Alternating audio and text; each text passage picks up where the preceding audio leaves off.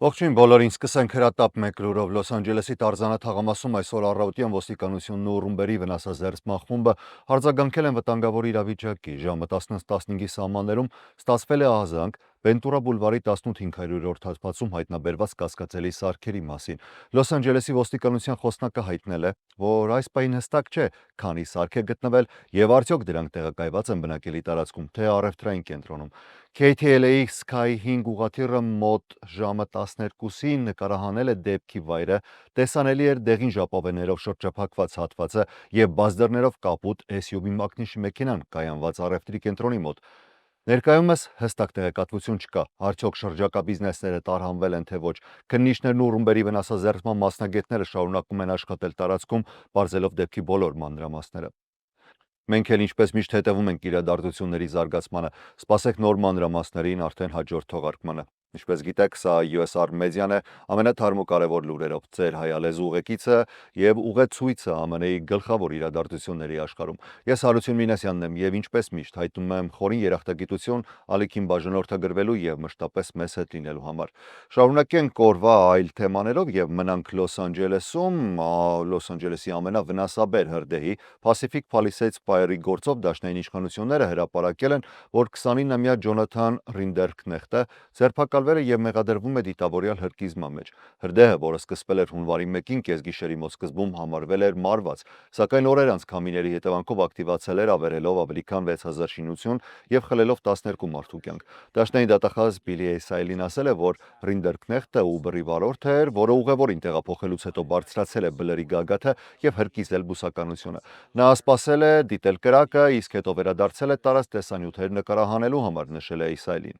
ATF-ի ալկոհոլի ծխախոտի զենքի եւ պաշտուցիկների բյուրոյի Լոս Անջելեսի գրասենյակի ղեկավար Քենի Կուպերը հայտարարել է, որ հրդեհի պատճառների ուսումնասիրությունը տևել է 8 ամիս։ Մենք քննել ենք ավելի քան 13000 ապացույց, ներառյալ հողի նմուշներ, թվային տվյալներ եւ ԴՆԹ նմուշներ։ Սա եղել է ամենախորը եւ գիտականորեն ստուգված հրդեհի հետաքննություններից մեկը ԱՄՆ պատմության մեջ, ընդգծել է Կուպերը։ Նա հավելել է, որ 500 գիտական փորձարկում է իրականացվել ԱՄՆ-ի միակ հրդեհաբանական լաբորատորիայում, որտեղ անգամ վերարտադրվել են այն ժամանակվա լուսնային եւ եղանակային պայմանները կրակի վարքագիծը հստակ հասկանալու համար։ Հետաքննողները բացառել են բոլոր այլ հնարավոր վարկածները, պայթուցիկ նյութեր, կայծակ կամ էլեկտրագծեր, հաստատելով, որ հրդեհը բռնկվել է մարդկային միջամտությամբ։ Մենք ունենք տեսախցիկների տվյալներ, որոնք վկայում են, որ այդ պահին տարածքում միայն մեկ մարդ է եղել՝ Ռինդերքնեխտը։ Դա դիտավորյալ հրկիզում էր, հայտարարել է դաշնային դատախազի Սայլին։ Հետաքննության ընթացքում բացահայտվել է, որ կասկածյալը ChatGPT-ի միջոցով ստեղծել է արհեստական այրվող քաղաքների պատկերներ, ինչպես նաև լսել է ֆրանսիական երգեր հրդեհային եւ ապոկալիպտիկ բովանդակությամբ։ Ռինդերքնեխտը ներկայումս գտնվում է դաշնային կալանքի տակ Ֆլորիդայում եւ շուտով կարտահանձնվի Կալիֆոռնիա դատարանի առաջ համար։ Քննությունը շարունակվում է։ Ներգաղթի թեմաներով ներգաղթի եւ մաքսային վերահսկողության ծառայությունը վերականգնել է այն սպայի պաշտոնը, որը ժամանակավորապես ազատվել էր աշխատանքից Էկվադորցի մի կնոջ գետնին տապալելու համար։ Հաջորդ օրը ICE գործակալները հրել էին արդեն լրագրողների, ինչի հետևանքով նրանցից մեկը տեղափոխվել է հիվանդանոց։ Նյու Յորքի ներգաղթի դատարաններում գրանցվել է ICE-ի ավելի քան 500 ձերբակալություն։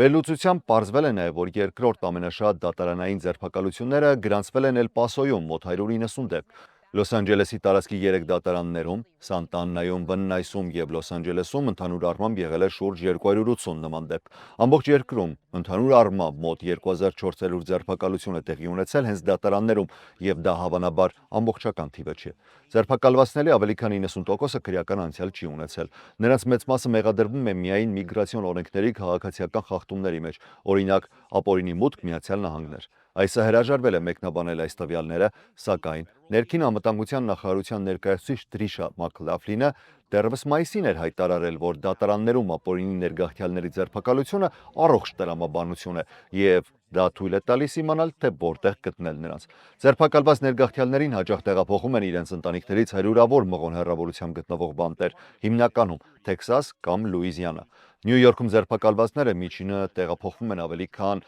1600 կիլոմետր հեռու։ Տեքսասից հարյուրավոր ազգային գվարդիայի զինվորներ կենտրոնացել են Չիկագոյից դուրս գտնվող ռազմական տարածքում։ Դոնալդ Թրամփը սպառնացել է, որ կարող է օգտագործել ապստամբության ակտը, որը նրան հնարավորություն կտա շրջանցել ցանկացած դատանի որոշում, որը կփորձի արգելել զինված գվարդիականների ուղարկումը դեմոկրատական քաղաքներ։ Դաշնային դատավորը ժամանակավորապես արգելել է գվարդիականների ուղարկումը Օրեգոնի Փորթլենդ քաղաք, սակայն մեկ այլ դատավոր այս պահին թույլատրել է տեղակայումը Չիկագոյում, որտեղ դաշնային գործակալները սկսել են ապօրինի միգրացիայի դեմ լայնածավալ գործողություններ։ Դեռևս պարզ չէ, թե երբ են Տեքսասի գվարդիականները նախատեսում սկսել գործողությունները։ Սպիտակ տունը հայտնել է, որ զորքերը անհրաժեշտ են դաշնային ծառայողներին պաշտպանելու համար, սակայն տեղական պաշտոնյաներն էլ նշում են, որ ինչպես Չիկագոյում, այնպես էլ Փորթլենդում Թրամփի միգրացիոն քաղաքականության դեմ ցույցերը հիմնականում խաղաղ են եղել եւ մասշտաբով սահմանափակ։ Դաշնային օրենքով ազգային գվարդիան եւ մյուս զինված ուժերը սովորաբար չունեն իրավասություն քաղաքացիական իրավապահ գործողություններ իրականացնելու, սակայն ապստամբության ակտը բացառություն է սահմանում, տալով նրանց իշխանություն անմիջապես մասնակցելու հսկողությանը եւ ձերբակալություններին։ Այն սովորաբար կիրառվել է միայն ծայրահեղ իրավիճակներում եւ գրեթե միշտ նահանգապետերի պաշտոնական խնդրանքով։ Այսօր արդեն նախագահ Թրամփը հայտարարել է, որ Իլինոյսի նահանգապետ Ջեյբի Ֆրիցկերն ու Չիկագոյի քաղաքապետ Բրենդոն Ջոնսոնը պետք է ձերբակալվեն, քանի որ դեմ են զորքերի տեղակայմանը։ Սպիտակ տանը, երբ լրագրողները հարցրել են, թե ինչ հանցագործության համար է նախագահը կարծում, որ նրանք պետք է ձերբակալվեն, խոսնակ Էբիգեյլ Ջեքսոնը կոնկրետ պատասխան չի տվել, բայց ասել է. նրանք արյուն ունեն իրենց ձեռքերին, մատնանշելով վերջին օրերի սպանությունները Չիկագոյում։ Քաղաքապետ Բրենդոն Ջոնսոնը X հարթակում արձագանքել է նախագահի հայտարարությանը, գրելով. «Սա առաջին անգամը չէ, որ Թրամփը փորձում է անարդարացիորեն ձերբակալել սևամորթ տղամարդու»։ Իսկ նահանգապետ Ֆրիցկերը գրել է. «Ես չեմ նահանջելու»։ Թրամփը հիմա կոչ է անում ձերբակալել ընտրված պաշտոնյաներին, որոնք վերահսկում են նրա իշխանությունը։ Սա վտանգավոր ճանապարհ է դեպի բացահայտ ավտորիտարիզմ։ Արդարադատության նախարարությունը վերջին ամիսներին մի շարք քրեական գործեր է բացել մի քանի դեմոկրատ գործիչների դեմ։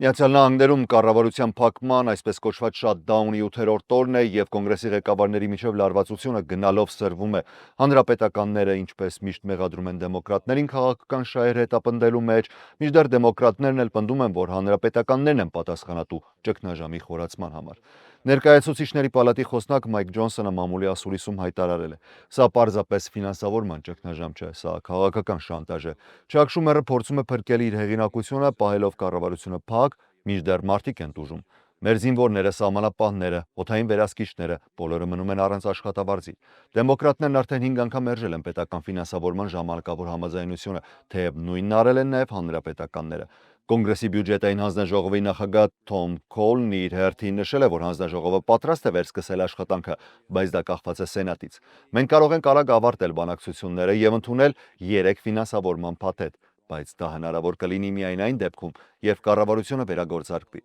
Սա ամբողջությամբ Սենատի եւ հատկապես Չակ Շումերի ձեռքերում է։ Այսօր նախատեսված են հերթական քվեարկությունները։ ԱՄՆ-ում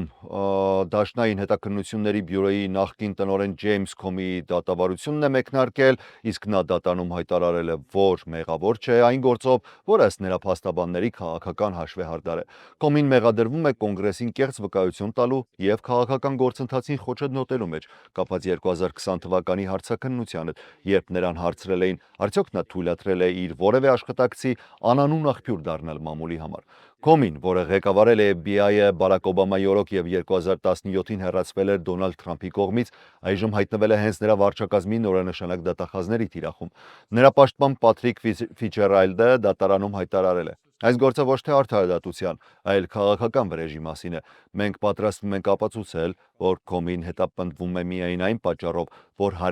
հակադրվել է նախագահին»։ Իսկ ԱՄՆ արդարադատության նախարարության ղեկավարությունը պնդում է, որ գործը չի կրում քաղաքական բնույթ եւ վերաբերում է կոնկրետ վկայությունների խեղաթյուրմանը։ Սակայն բազմաթիվ իրավաբաններ նկատում են, որ գործը բացվեց այն բանից հետո, երբ Թրամփը հրապարակավ կոչ արեց արդարադատության նախարարին գործել Քոմիի դեմ։ Գործը վարում է դատավոր Մայքլ Մանոֆը, որը նշանակվել է նախագահ Ջո Բայդենի կողմից։ Թրամփն էլ նրան արդեն անվանել է Բայդենի կեղծ դատավոր, ինչը լրացուցիչ լարվածություն է ավելացրել գործին։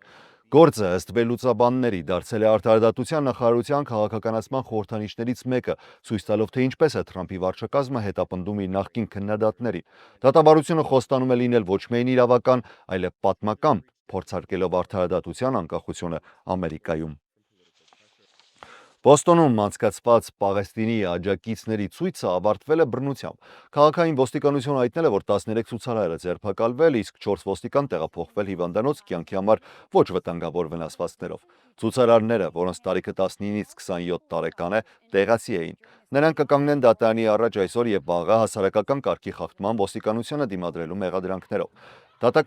Տեղական լրատվամիջոցների տեսագրություններում երևում է, թե ինչպես են ցուցարարներն ու ոստիկանները հրում միմյանց, բախվում եւ անգամ գետնին ընկնում։ Բոստոնի ոստիկանությունը հայտնել է, որ ցուցարարները հավաքվել էին Boston Common հրապարակում երեկոյան ժամը 5:30-ից։ Ժամը 6:30-ին մոտ 200-ից 300 մարդ սկսել է արգելափակել Tremont փողոցը, բղավել բարձրախոսներով եւ ստեղծել կենդանի շղթա, խոչընդոտելով ոստիկանության մեքենաների մուտքը։ Ըստ հաղորդագրության, ոստիկանները փորձել են բացել ճանապարհը արտակարգ դեպքի արձագանքման համար, սակայն ցուցարարները շրջափակել են մեքենաները, խփել դռներին եւ այրել ծխի գլանակներ։ Ոստիկանությունը շարունակում է քննությունը պարզելու, արդյոք բախման ընթացքում կիրառվել են արգելված միջոցներ կամ եղել են արդյոք ծանր վիրավորներ։ Եվ վերջին լուրը Toyota-ն հետ է կանչում մոտ 400,000 ավտոմեքենա, քանի որ հետևի տեսախցիկը որոշ դեպքերում չի ցուցադրում պատկերը մեքենան հետ շարժելիս, մեծացնելով վթարի վտանգը, հայտնել են Դաշնային ճանապարհային անվտանգության վերահսկիչները։ Հետկանչը վերաբերում է 2022-ից 25 թվականների Toyota Tundra եւ Tundra Hybrid մոդելներին, ինչպես նաեւ 2023-ից 25 թվականների Sequoia Hybrid մեքենաներին։ Ընդհանուր առմամբ հետ է կանչվում 393,838 ավտոմեքենա, որոնց կեսից ավելին ոչ հիբրիդային Tundra-ն է։ Խնդիրը պայմանավորված է ծրագրային սխալով, որն առաջացնում է հետադարձ տեսախցիկի աշխատանքի խափանում։ Ավտոմեքենայի սեփականատերերին տեղեկացնող նամակները նախատեսվում է ուղարկել նոյեմբերի 16-ին։ Հավելյալ տեղեկությունների համար կարելի է կապվել Toyota-ի հաճախորդների սպասարկման կենտրոնի հետ 1-800-331-4331 հեռախոսահամարով։ Հետկանչի համարներն են 25TB10 եւ 25TA10։ Սեփականատերերը կարող են նաև դիմել ԱՄՆ ազգային ճանապարհային երթևեկության անվտանգության վարչությանը։ Այժմի համար այսքանն ենք նախատեսել, ես Հարություն Մինասյանն եմ, շնորհակալ եմ ուշադրության համար։ Առողջ եղեք։